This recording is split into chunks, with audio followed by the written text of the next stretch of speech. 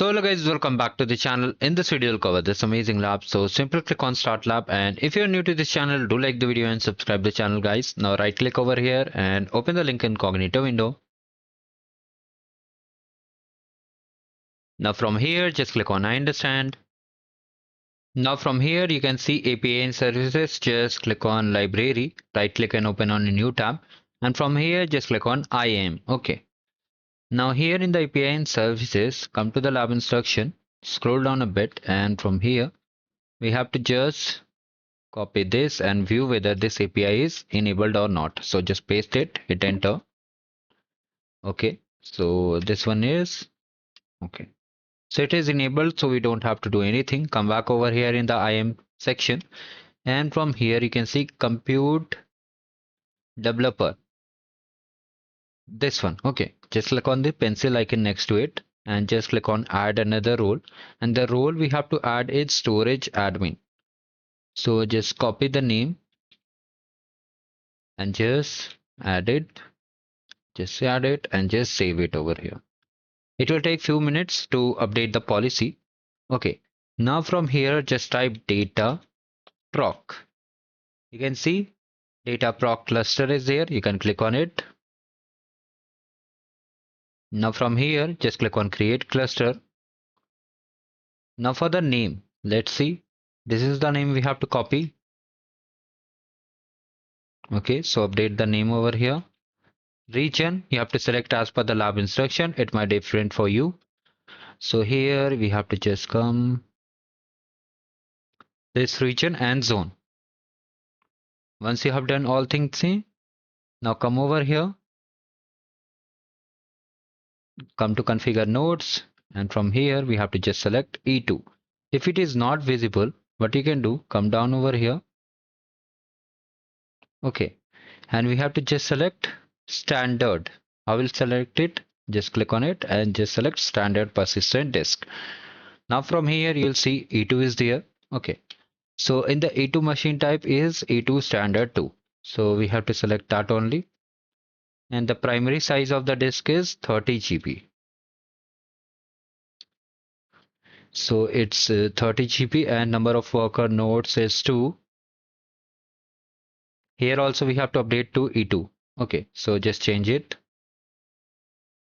E2 standard 2. Okay, worker nodes are same. And again primary disk we have to change it to 30 GB. Okay. Right.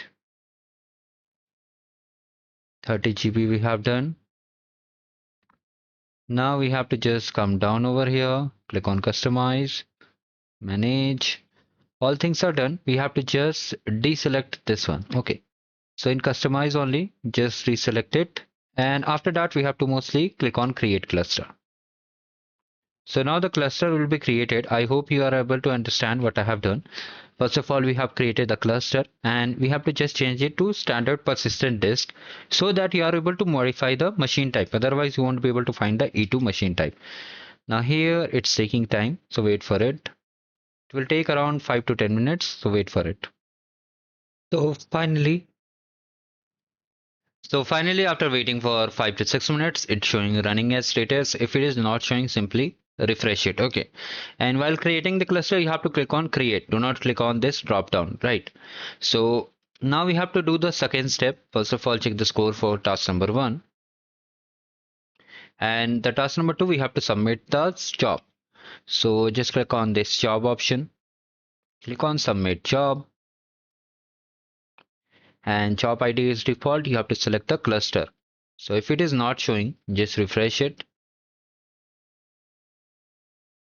Okay, we have to update the region. That's why it is not showing over here. Our region was Europe West 1. In your case, it will be different. So let me just add it. Now you can see the cluster is listed over here. Now from here, just copy this. Change it to Spark. Paste over here. Now just copy the jar files. Come to arguments and here you have to just type 1000. Okay, you can see they have mentioned. Now simply click on submit. It will again take some time. And after that it is created, we'll move forward to the lab instruction and check the score. Let's see whether it works or not. So yes, we have to wait for the status to change to done. It's currently running.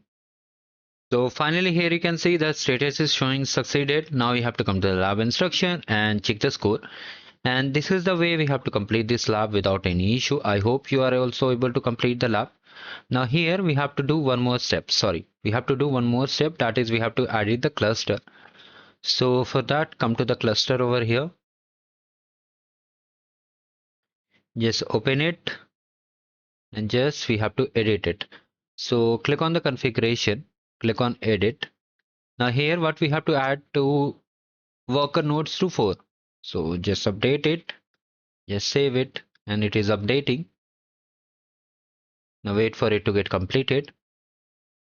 So it's still being updated. Let's see whether we are able to get the score or not. So yes, it's still taking time. Wait for a few minutes.